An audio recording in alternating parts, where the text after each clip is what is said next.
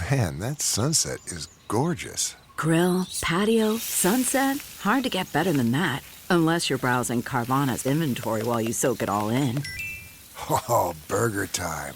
So sit back, get comfortable. Carvana's got thousands of cars under $20,000 just waiting for you. I could stay here forever. Carvana, where car buying meets comfort, meets convenience. Download the app or visit Carvana.com today.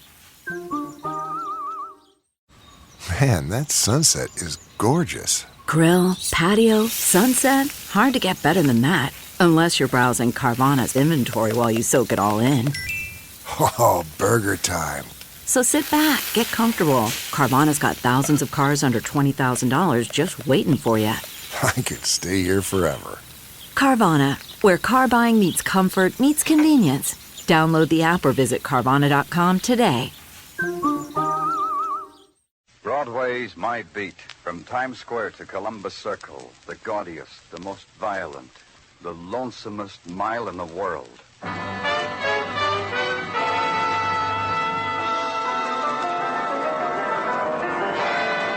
Broadway's My Beat, with Larry Thor as Detective Danny Clover.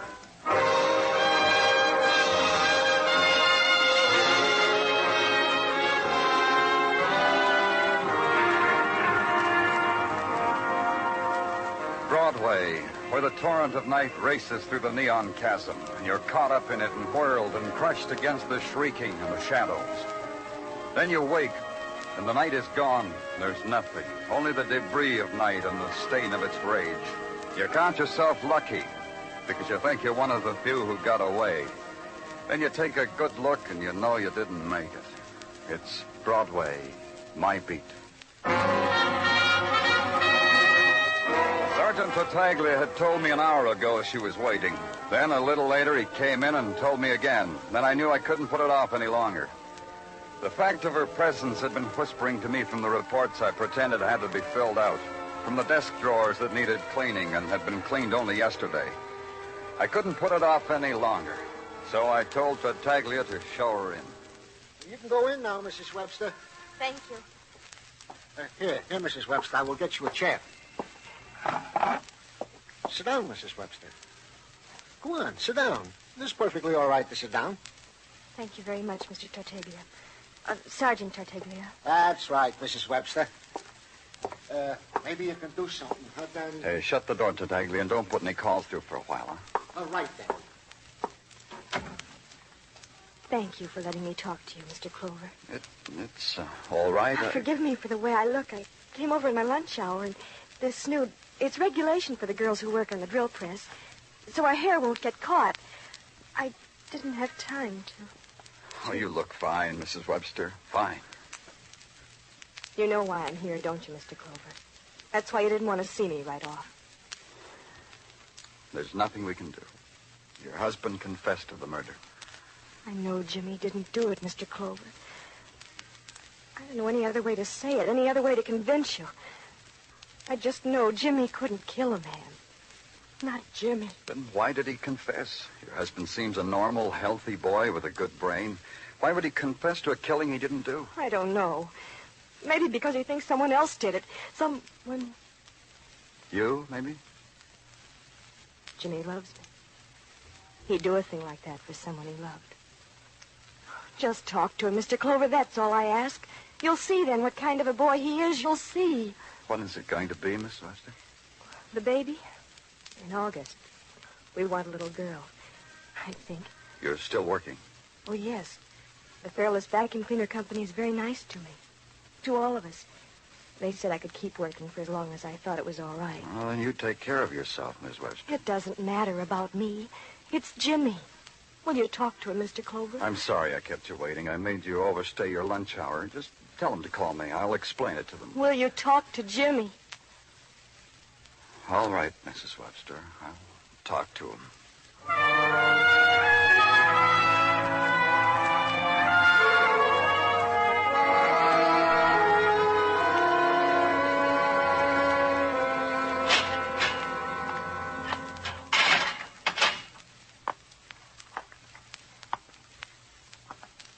So,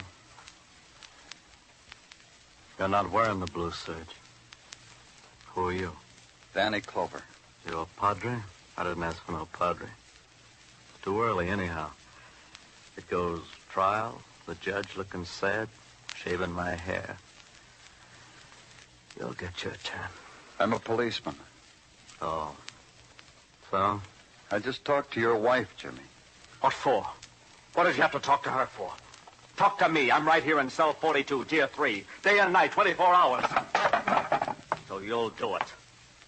Talk to me and leave her alone. Leave Peggy alone. What do you want with her, anyhow? What'll she tell you that I won't? That I killed Ernie Cauldwell? I killed him. That's all you need to know. Jimmy, Yeah? Yeah, what do you want? you killed Cauldwell, you're sure. How can a man not be sure of shooting somebody? Go ahead, you know. Go ahead, you tell me. How can a man kill a guy up close and not know about it? If he were drunk? No, not me. Not drunk. What did you do with the gun you killed Ernie with? I killed him. I shot him. I threw the gun away. Where? In a trash can, a sewer, I don't remember. I was upset. I can't remember a thing after I pulled the trigger. Why did you kill him? You know Ernie Cauldwell. Why ask me? Yeah, I know Ernie Cauldwell. I know about the man he came here with, Travis Faulkner, deputy sheriff from Norcross County. That's 1,000 miles from here, Jimmy. That's how far I ran. But they caught me. Running from Ernie and Faulkner? Yeah. I stole a drum of gasoline once, Clover. They put me to building county roads. I couldn't see doing that. I slugged a guard and ran 1,000 miles. To New York. You did pretty well in New York, Jimmy. Job, a fine wife. Leave her out, huh? Peggy knew all about what happened in Norcross County. Maybe she killed Cauldwell. Maybe you know that. Maybe that's why you're saying you're the... I'll kill you, Take Clover. it easy. Yeah. That's better. Listen to me. Listen to me, Clover. I killed Ernie Cauldwell. I shot him and dragged his body into an alley. I saw him standing there, and I shot him dead. If the boy had had a brass band or a rooftop, he couldn't have announced it with more clarity, more defiance. He had motive, all right. A man had chased him across miles, across time. And this man could grind out, destroy the life the boy had built for himself, for his wife, for his coming child. And for this, the boy shot him dead. There was motive. And there was confession. And I stayed with it and didn't stop to ask myself why.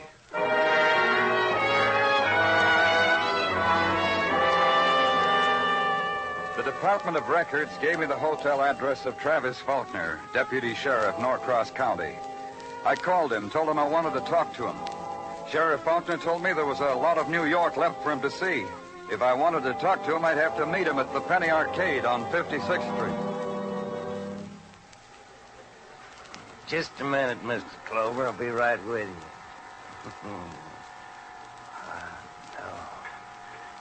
Hot diggity, ziggity dog.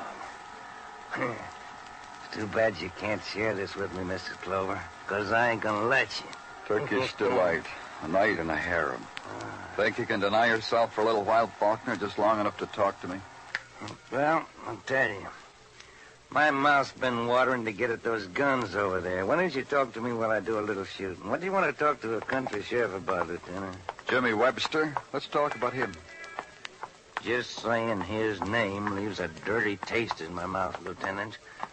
What are you New York police waiting for? Why don't you execute him? Right now. Electric chair, that's how you go about it out here, isn't it? That's right, Sheriff. That's too good for him. Quick like that. You know what I could get down on my knees and beg you for, Mr. Clover? No, I don't. Just leave me alone in a cell with him. Just for a little while. Hey, this looks like a good little cheap gun. I'll treat you, Lieutenant, if you'd care to shoot with me. I'm sorry, mister. I was going to use that gun. Were you now? Were you really going to do that, boy? Leave him alone, Faulkner. I said leave him alone. It's all right, son. You can use this gun. Yeah, it's all right. But you won't get in my way, will you, boy? No. Here, take the gun. I don't want it. I changed my mind. It's all right. Take it. Oh, thanks. Thanks, mister, but I changed my mind. We do a lot of things different here, Faulkner. Get used to it. You expect me to get used to that? I couldn't. No more than I could get used to the idea that my buddy was murdered right here in your fair city. Ernie Cauldwell? Ernie was the best friend a man ever had. We were close, Ernie and me. And that pig killed him just because Ernie was doing his duty. Maybe he didn't kill Ernie. You not only do things different, you think different, don't you, Lieutenant? Boy's wife been crying on you?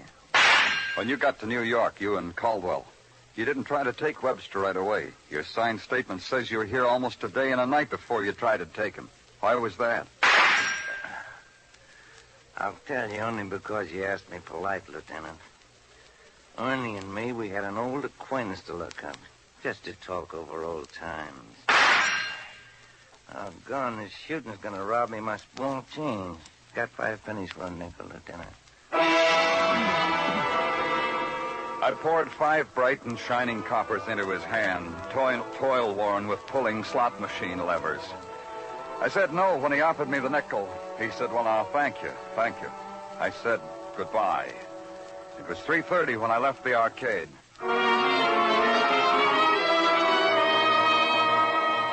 What I had was nothing.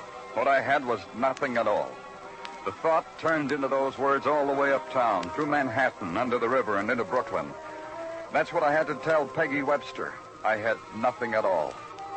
At the gate of the Fairless Vacuum Cleaner Company, the guard and I exchanged badge numbers, and he said, Mrs. Webster's bench is right down there. Peggy. Oh, hello, Mr. Clover. Wait, will you wait just a minute? Sure. Now. Oh, it was wonderful of you to come up here, Mr. Clover. I'm grateful. You know I'm grateful. Of course. Peggy. Yes? What is it, Mr. Clover? What? Oh. Nothing? Peggy, But you'll keep trying, won't you? Now that you know that Jimmy didn't commit that murder, I'm sure... Peggy. Yes? You know that even if Jimmy is not guilty of this murder, he's still wanted in another state. He's an escaped convict. One way or another, we're going to have to extradite him. I know that. I'll wait for him, Mr. Clover. I'll keep trying. I know you will. Look at this, Mr. Clover. Huh? Pretty. Real pretty. I bet you don't even know what it is. No, I don't. But it's pretty. It's a rubber pad for a crib, Mr. Clover. Here, these boxes by my bench. They gave me a shower during the afternoon break. Huh? Blankets, bibs, diapers, nighties, and... This is strange. What is? This package. The messenger brought it a little while ago. The guard passed it through because he knew about the shower. Here, I'll show you. Oh, pillowcase. Hand embroidered. It's lovely. But what's strange about it? The card that came with it. From... Here it is. From Sophie Driscoll, Etna Hotel. And? Don't you see? I don't know any Sophie Driscoll. I thought she was a girl working here at the shop. I checked, and she isn't. I just don't know anyone by that name. Oh, that's quitting time, Mr. Clover. Yeah, I'll take you home, Peggy. And, Peggy... Yes? I'll take that card. The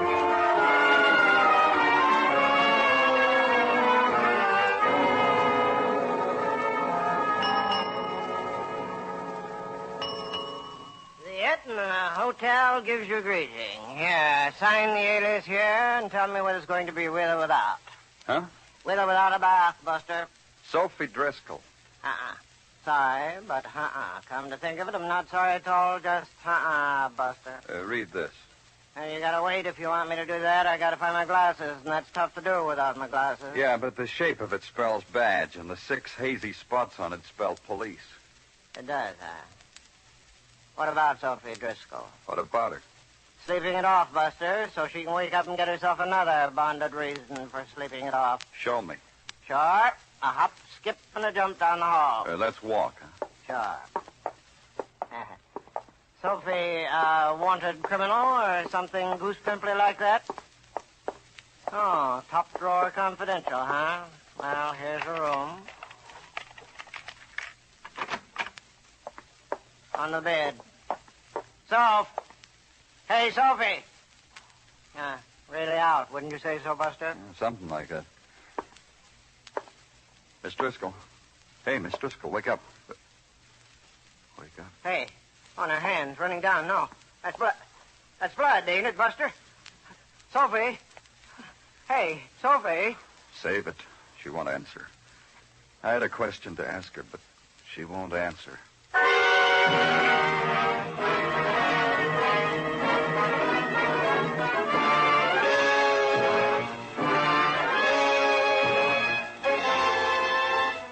You are listening to Broadway Is My Beat, written by Morton Fine and David Friedkin, and starring Larry Thor as Detective Danny Clover.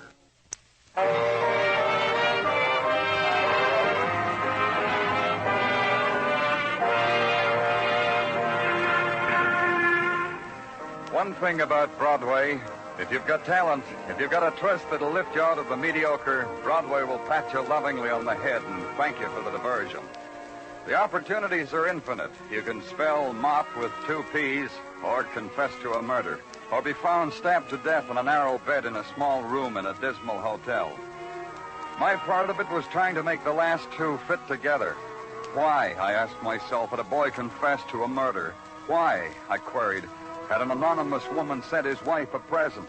Why, I asked, had the anonymous woman met violent death?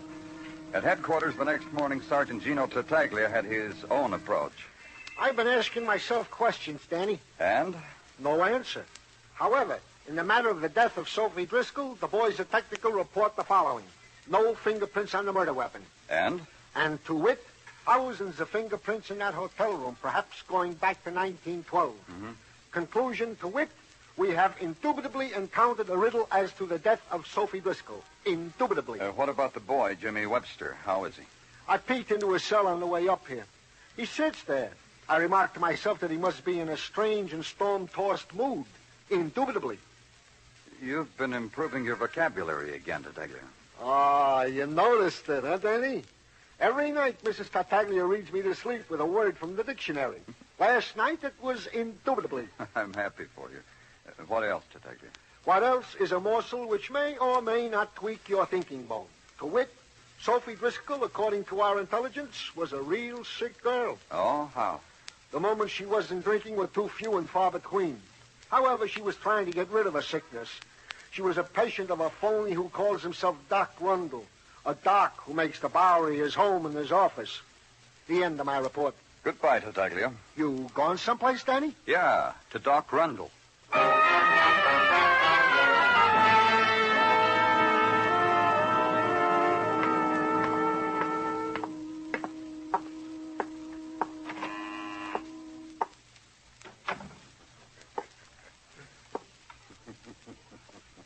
Rundle? Doc Rundle? Wait your turn, boy. I'm having a daydream.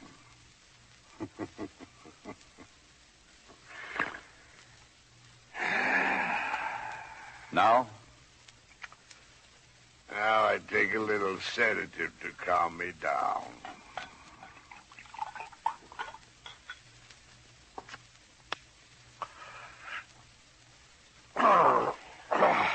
Now? No.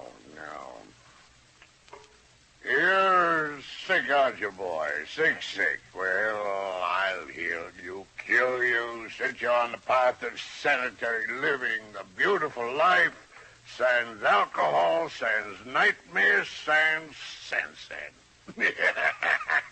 You can do all that? Yeah, it's a promise, boy. I can show you testimonials that'll make you want to kiss my feet. Now, the question is, how do you want the cure? I have 2 methods, equally costly, equally desirable. Mental therapy or electrotherapy? My patients have a choice. Which one did you use on Sophie Driscoll? Sophie? Sophie recommended you to me? Sophie was murdered before she could tell me anything. I knew she was murdered. It brought great sorrow to all of us, too. Me especially. Share it with me, Doctor. Tell me about Sophie. Oh, give me a good sanitary reason why I should do that. I'm from the police. Sanitary enough, Doc? You think I murdered Sophie? She came here often? Every day. Every day from the day I made her believe I could help her. And then last Tuesday... What happened last Tuesday? She had an appointment with me. I'd set aside 2 hours for her alone, from 7 to 9. Sophie didn't keep it. That upset you? Oh, yes. Oh, yes. So much so that I went to her room and beat on her door. Then what? She screamed at me, wouldn't let me in. All my work was wiped out. I knew it. She screamed at me and laughed. I knew she'd been drinking again. And there were men with her, laughing and egging her on to renounce me. All my work... Last Tuesday, huh? A murder was committed that night. Did you know that, Doc? The murder of a deputy sheriff named Ernie Cauldwell. You accuse me of that, too? Ah, you are sick. I could help you. Some other time, Doc. But you'll be here if I need you, huh, Doc? After that, there was nothing at all. Doc Rundle went into another daydream, and I went through the exit. Back at headquarters, I wrote it all down. Sophie Driscoll had had a party the night of the murder of Ernie Cauldwell. A couple of days later, Sophie Driscoll was murdered. Then I drew a line and added it up. Sophie Driscoll was a key, and Sophie Driscoll was dead. There was a cipher missing.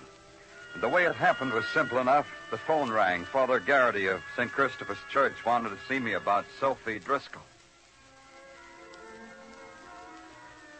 Father Garrity? Yes? Oh, you must be Mr. Clover from the police. That's right. This way, please. Through this door. Please be seated. Thank you. About Sophie Driscoll, she was rather tall, Mr. Clover. Is that the one? Heavy set with blonde hair? Yes. Sophie Driscoll came to me about 2 years ago. She was in trouble? No, she came to me with this letter. It's a letter of introduction from Father Westfall. You see, this is sometimes done. A person moves away from home. One parish priest will write a letter of introduction to the priest of a new parish. This is such a letter. I see. I assured Miss Driscoll that she would be welcome to our flock, and she attended church quite regularly for a while. Then it became very infrequent that she attended services. Finally, she stopped coming altogether. I haven't seen her for a year, and I thought perhaps... Just one thing, Father. Yes. Where did Miss Driscoll come from? Oh, come from? Well, why, here it is, right here on the letter. It's postmarked Norcross County.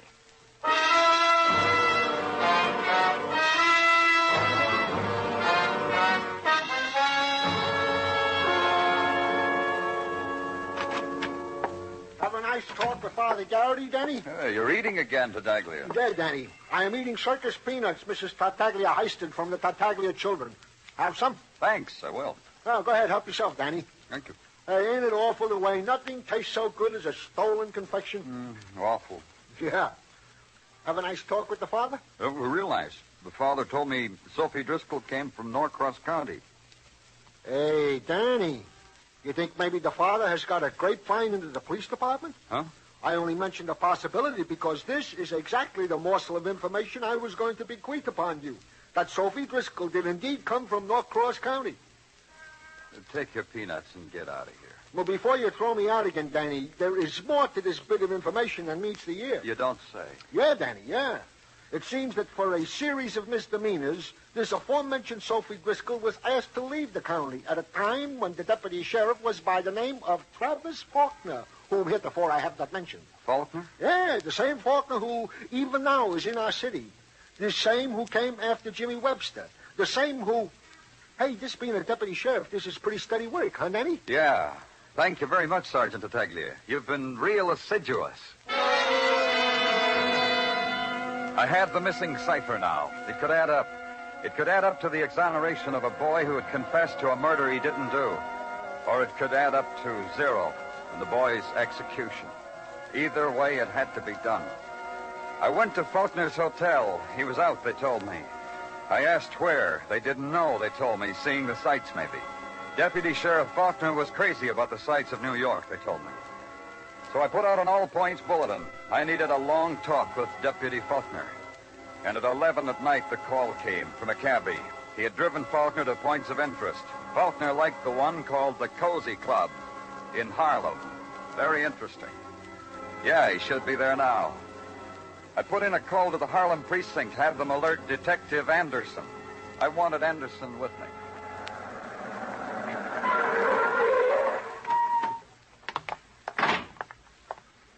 You made good time, Lieutenant. Hi, Anderson. They tell me you asked for me. Any special reason? No, I think I'm going to grab a killer. I'd just like to have you along. I might need you. Any special killer? Ernie Cauldwell's, maybe. Sophie Driscoll's, maybe. Caldwell, the deputy sheriff from Norcross County? Well, you got a boy who confessed to that, didn't you? We have, but I like this one better.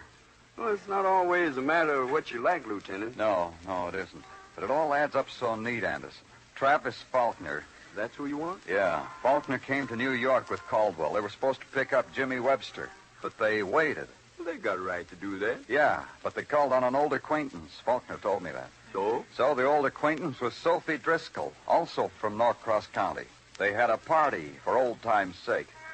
A drunken party, I've been told. Well, that could happen with old acquaintance. Yeah, and it could happen that a drunken Faulkner could kill his buddy pal because there was a falling out among old acquaintances. And Sophie witnessed the murder. When she learned Jimmy was being held for it, she tried to make it up to him with a little gift for his baby. So you figured Sophie was killed because she might have got sorry enough to spill the whole business, huh? Yeah. But that still doesn't wipe out the boy's confession. No? He thought his wife killed Caldwell so that Caldwell couldn't take Jimmy away from her. That could wipe it out, couldn't it? Yeah, it could. Let's go in, Anderson.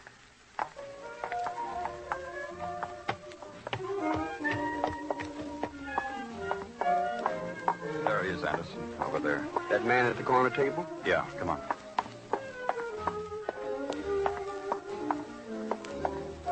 Hi, Faulkner. Well, now, how do you, Clover? Hi. Sit down, Clover. Who's your friend?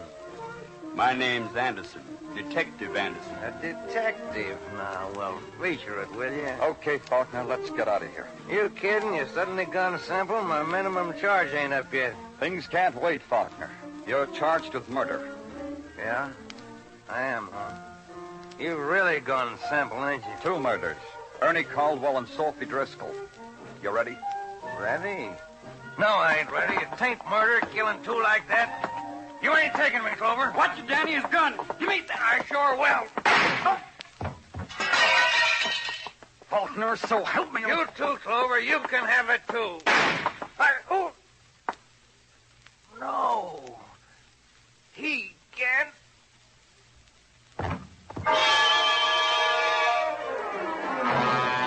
I watched Faulkner. There was a kind of fascination in watching a man like Faulkner. The sudden, swift ebb of his life as he crumpled there before me. His eyes closing over the final fact that a bullet from Anderson's gun had done it all. Anderson smiled up at me, ashamed of the hurt in his leg. He said something about, I was right after all.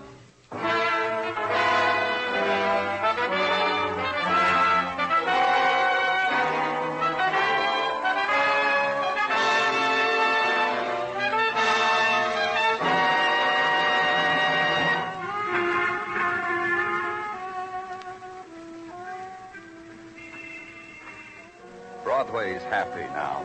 There's easy laughter, and a hot trumpet skirls its song out into the grinning mob, and a man puts his hand in a trash can.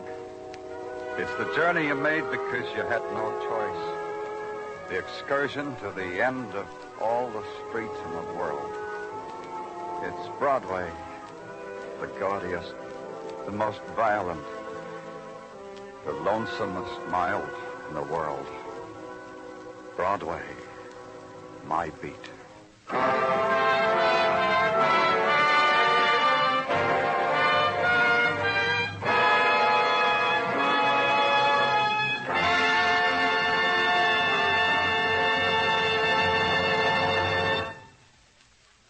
Broadway Is My Beat stars Larry Thor as Detective Danny Clover with Charles Calvert as Tartaglia. The program was produced and directed by Elliott Lewis. The musical score was composed and conducted by Alexander Courage.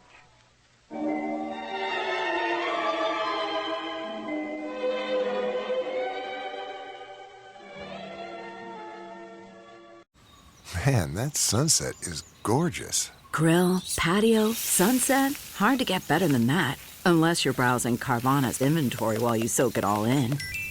Oh, burger time. So sit back, get comfortable. Carvana's got thousands of cars under $20,000 just waiting for you. I could stay here forever. Carvana, where car buying meets comfort, meets convenience. Download the app or visit Carvana.com today. That's not just the sound of that first sip of Morning Joe. It's the sound of someone shopping for a car on Carvana from the comfort of home. That's a good blend. It's time to take it easy, like answering some easy questions to get pre-qualified for a car in minutes. Talk about starting the morning right. Just like customizing your terms so your car fits your budget. Visit Carvana.com or download the app to experience car shopping the way it should be. Convenient, comfortable.